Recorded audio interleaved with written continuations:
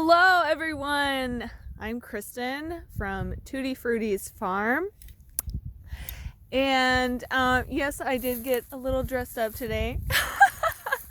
I'm not farming right now or done with the season, so I wanted to do a recap of what it was like to use the black plastic mulch and the landscape fabric this season, because I did a couple videos earlier on in the beginning of the season and I haven't done a follow-up. The season, as maybe you might know, just kind of gets away from you as a farmer, and you get super focused on what you have to do in the field. And I'm seeing an onion that I missed right now. And so yeah, I wanted to just follow up and not leave y'all hanging and tell you what it was like to use those things. So let's see, dug up all the landscape fabric in the black plastic mulch earlier and was able to save some of the drip tape, which I wanted to, because I will put drip tape underneath the landscape fabric next year. And so every bed of the black plastic mulch, when it was laid out with the tractor, did one line of irrigation of drip tape. And so I wanted to save that drip tape underneath those beds. And as I said, majority of them didn't have a lot of holes in them, so I was able to save that. And I will put that underneath the landscape fabric next year. So yes, the landscape fabric did a wonderful job in terms of the weed suppression. I used it in two different areas, and actually the video that I made before referenced the beds being not the size that they are. So the beds actually are 250 feet by 30 feet. And in the other two videos, I mentioned that they were 150 feet in length. No, it was 250. And by 30 feet beds is the area that I used the landscape fabric. And then every bed that I had the black plastic mulch was 3 feet in width and then 250 in length, same length as the landscape fabric. And the tractor, I'm out here where I lease land. I'm able to have access to a tractor. I don't personally have a tractor, so I ask for help in laying out the landscape fabric. And so yeah, I will just show you the field. How about that? And so as you can see here, so this bed right here is where some kohlrabi and onions were laid. And actually I had 3 beds of that with the plastic mulch. And these lines right here through it are the seeding from, it is, and some of the seed is like showing in here. Let's see if we can show it. Can you see the seed? I'm not sure. Yeah. The sun is kind of shading in that camera, so I'm not quite sure what you can see. But it looks like we got it. So the winter rye cover crop has been planted, seeded, planted, and happy about that. Let's see, it is November something, 8? It's like earlier in November. I already have lost track of my days, which I'm kind of happy about, because I am so super hyper focused during the season and there's so much to keep track of, and it's really hard to wind down. But I'm trying my best, because it really becomes a lot that my brain is just going constantly for 6 months. And a lot of people are like that, right? But I trying to find a better way of just winding down and being in the moment, and not having to think about 20 things at the same time. So me not remembering quite what day it is, I feel is a good thing. And so we got 3 beds of that, of where the, as I said, the black plastic mulch is, and then here is where the landscape fabric was, and you can see where the landscape fabric was, and then where it over here, right there, where it ended. So where it ended, I had carrots and peas growing. And I try and do companion planting as much as I can, or plant things that work well together. And so 2 years in a row now, I've done carrots in with the peas, and they work really well together. The carrots, I think, grow faster with the peas, which makes sense. If the peas are giving off more nitrogen, the carrots really take off and they thrive. And I was able to harvest those quite a bit earlier than some other farmers out here, and I think that's why. I really believe that the peas made a difference. So I'm gonna do it again next year. So anywho, as you can see, there's like almost no weedage left over in this bed at all, where the landscape fabric was. There's definitely parcels of, I had watermelon growing on. My watermelon grew, and I've been trying to grow it for 3 years. In Minnesota, it's like a hit or miss, I guess, with watermelon. I did not use any black plastic landscape fabric for 2 years out here, and this year I did use it, and it heats things up quite a bit, and so that is a good thing when you're growing things like watermelon and peppers and tomatoes. We did have a warm and very dry season, and so I was a little worried at first with the lack of irrigation. It took me, where I didn't have any drip tape, it still took me a long time to circulate my overhead irrigation. It took a week for me to irrigate my whole area, my whole field. And I'm growing on 3/4 of an acre. And so thinking, in terms of next year, if it's going to be the same or not, I'm not sure. It says in the Farmer's Almanac for 2022 that in my area in Minnesota, we're going to have a cooler and wet season next year, which I don't like the sounds of that one. I'm like, oh great. Another doozy for ya. Those farmers, they always got those doozies, aka working with the weather, all right, but that's what it is. You sign up for it. That's what you get when you take on this gig.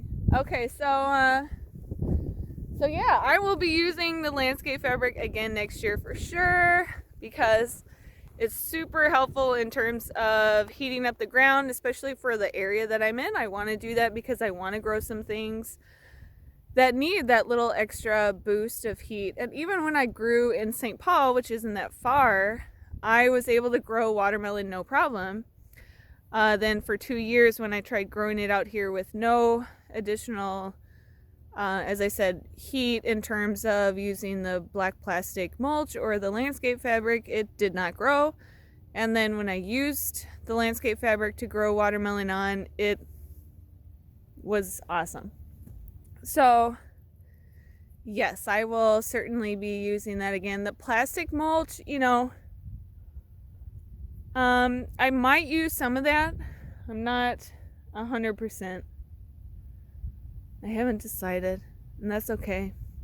But I wanted to touch base on, because I looked back at the videos and I wanted to touch base on some of the things that I mentioned in the videos, because I was like, what the hell did I say in those other things? I want to refer back to what I said before. And the thing that I was concerned about back then was growing herbs in the landscape fabric and romaine, and the plants becoming scorched, like too hot. And so unlike the watermelon that needs extra heat, some things don't need that extra heat. And when the plants fell onto the landscape fabric or the plastic mulch, they got scorched from being on the hot surface. And so I was like, oh crap, oh no, are all my plants gonna die? And they didn't. They did fabulous. I gotta say, I am so pleased with how all the plants did. My celery was effing outstanding. I had to hold myself back. I wanted to. Don't know how YouTube will like that, but the landscape fabric, I would say, is the easiest to manage in terms of weeds. The bed that we were just in, I had broccoli, cauliflower, dill, eggplant, cucumbers, zucchini, the watermelon, of course, butternut squash, delicata, acorn, honey nut squash. All those things did amazing. Green beans, purple beans. And I didn't have to weed but twice in the landscape fabric the whole season. And that was just so amazing, and it really helps things to grow, and I don't have to, as a person that's primarily out here doing this by myself. I had a few interns here and there throughout the season, and the end of the season, I think it was mid-August on, I was by myself to the end. And let's see, I ended October something. See my dates. But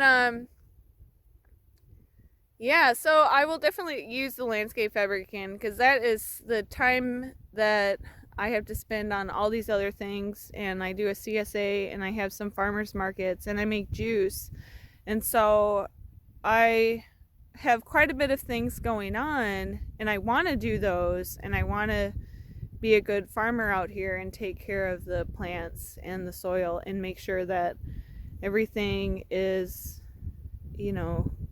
thriving, is happy out here, and so there's a lot of different things going on at once. So these different things, the landscape fabric and the plastic mulch, was a way for me to see if it helped me to be a better farmer, but also understand different ways of farming, because I hadn't used them before. And I would say, I was very reluctant to try these things the first 2 years. And this is my third year. I'm like, you know what? I might as well try it, see if it helps me. And if it doesn't, I don't have to do it again. But if it does, then that's cool. And if I don't have someone else out here helping me, which I can't depend on that, it's great when I do have people out here helping, but I cannot rely on someone else being here when I do my plot map and design my farm for the following year. And so it's kind of like almost having extra people out here helping when you have a surface area that you don't really have to manage as much as I was before with the weeds. The rainbow chard did amazing. The celery was so great. You know, peppers, really great. All those were in black plastic mulch. What else? The patty pan squash was amazing.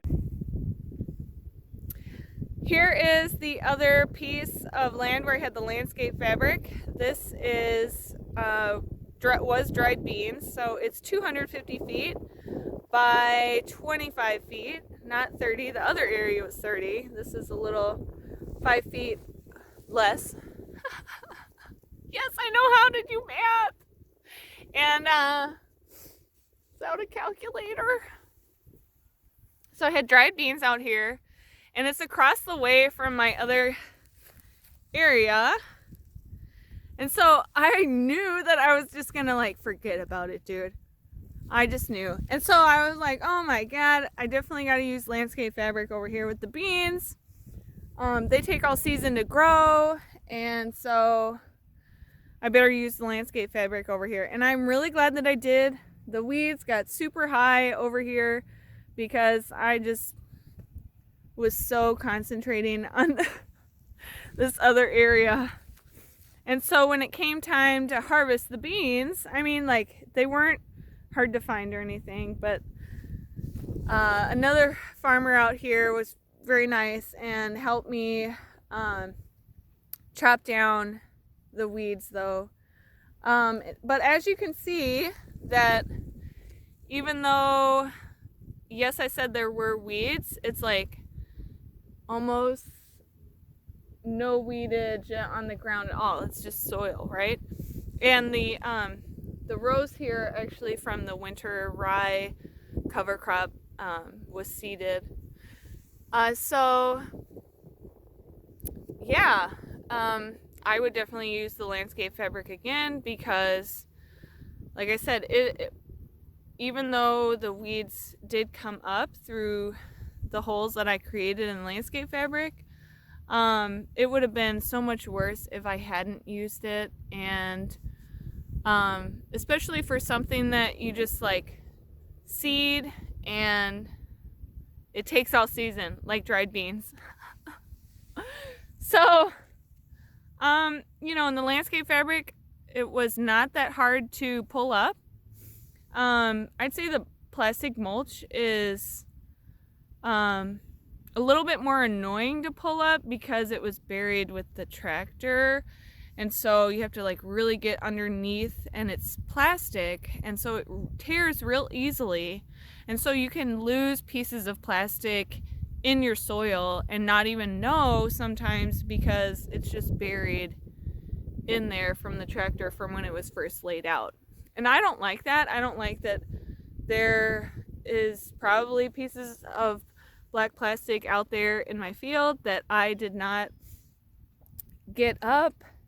So next year I'll be, you know, pulling some more up, just as a different farmer had been out here and used black plastic last year in an area that I grew in, and I was picking up pieces of plastic all season. And even this year I was picking up pieces, you know, out in places. So I don't like that about the black plastic, and you do not have that problem with the landscape fabric, which is really nice. The landscape fabric is definitely more expensive from the get-go than using black plastic mulch. Black plastic mulch is super cheap, like cost-wise. It's very inexpensive. But it creates a lot of waste. I'm not a fan of that. That's why I didn't use it in the first place in previous years. But everything grew great on the landscape fabric, and everything grew wonderfully on the black plastic mulch. And both of them really helped with weed suppression, and that's what I wanted. And also I needed a little boost of heat because out here where I am in Minnesota, just real close to Marine on St. Croix River, or St. Croix River. Marine on St. Croix is the town. So, and it's about an hour north of the cities or something like that. I don't know. It's like 40 minutes from my house in St. Paul. And I use a ton of those, they're 6-inch spiked stakes that I put in the ground. And actually I have one over here because I found it. And I hung it up. So I was like, oh no, I have one that's left out here somehow. I missed it. But here we go. So I bought a shit ton of these, and I didn't need that many, but I calculated out that I would need like a ton, and I actually didn't need that many, but I can't remember the number precisely, like 3,000 I think. And I'm like, oh damn, I didn't need that much. And actually I bought more landscape fabric than I needed, but that's okay. Because I know that I kind of like it more than the black plastic in terms of like being able to reuse it and not having pieces like in the field. And the weed suppression is way better with the landscape fabric. Because you don't have those rows in between that you have to like either mow or weed whack throughout the season. I don't actually say something else now. Oh yeah, and then when I was burning the holes in the landscape fabric, I just got a little torch and I did it that way. So it worked. Now the holes are ready for next year. I don't have to do that work.